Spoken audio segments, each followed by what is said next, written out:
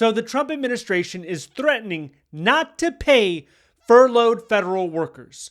So for context, we have over 600,000 federal workers sitting at the House. They're not working. Not because they don't want to work, they can't work. Because we have people in Congress that cannot agree on a continuing resolution to keep this government funded. They've tried 5 times and they failed 5 times. Today will be the 6th time. So let's take a little closer look at this law. We have a law here, Government Employee Fair Treatment Act of 2019. This law guarantees back pay to furloughed federal workers. Do you know who it was signed by? It was signed by none other than President Trump. But it seems like we have a slightly different version of President Trump today. A version that wants legal analysts to review this document and see if potentially it's a mistake. The White House officials, they've said that they're going to take a new interpretation of this law. They are going to say it's only for 2019. That was the only time this law was for. But that can't work because if you read the law, it specifically says it applies to any employee furloughed during any lapse in appropriations that begins on or after December 22nd, 2018.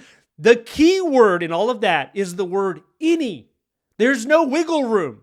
There's no way that you can contort. You can't do gymnastics and get around the word any. Any means any. So it's going to be difficult. This all kicked off when OMB revised an FAQ document, a frequently asked question document. So previously, they had mentioned the Fair Treatment Act. Then they took it out and they said the only individuals that are getting back pay are going to be the federal employees that are accepted. So the accepted federal employees are the ones that are made to come into the office and work without pay. They will get back pay. But for the furloughed individuals, the ones that are not currently working, they're just sitting at home, they don't want to pay them. OPM's guidance right now is the same. It still mentions the Fair Treatment Act, but that could easily change as well. So what this clearly is this is an attempt to get a reaction. And I believe the Trump administration will be wildly successful in getting a big reaction. But this takes the intimidation and pressure to another level. Pressure towards Democratic senators and largely just the Democratic Party to come toe the line and sign the document. Agree with the Republican senators, agree with the president's plan. If they're willing to do that, they can avoid all of this pain. Let's look at it. First, the first major threat were mass layoffs in the federal workforce. You heard it. I heard it. We all read about it.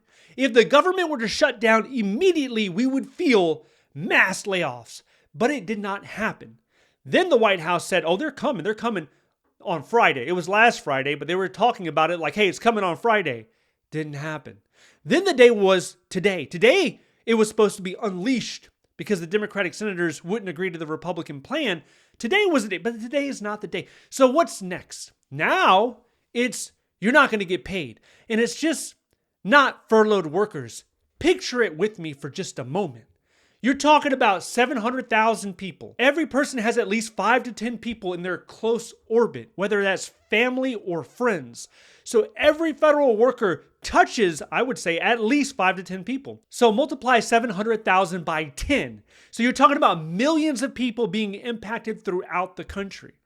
And they're being put in a situation where now you have so much more pain. You took the pain to another level because you have people that are struggling to make it knowing they're getting back pay. You have furloughed people that know they're getting back pay. They're still struggling because they're paycheck to paycheck.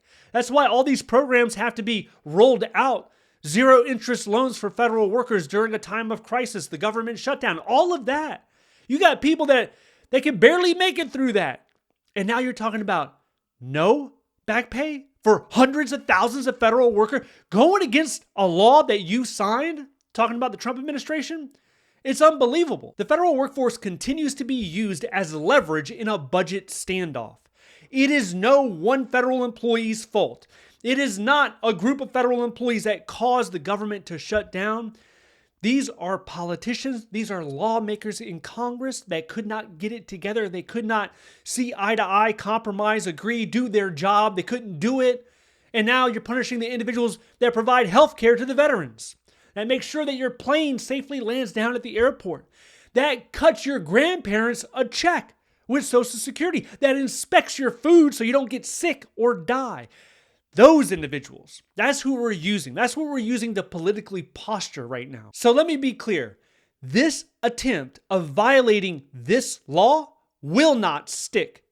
Now, what it will do is it will further erode the trust and confidence in federal employment.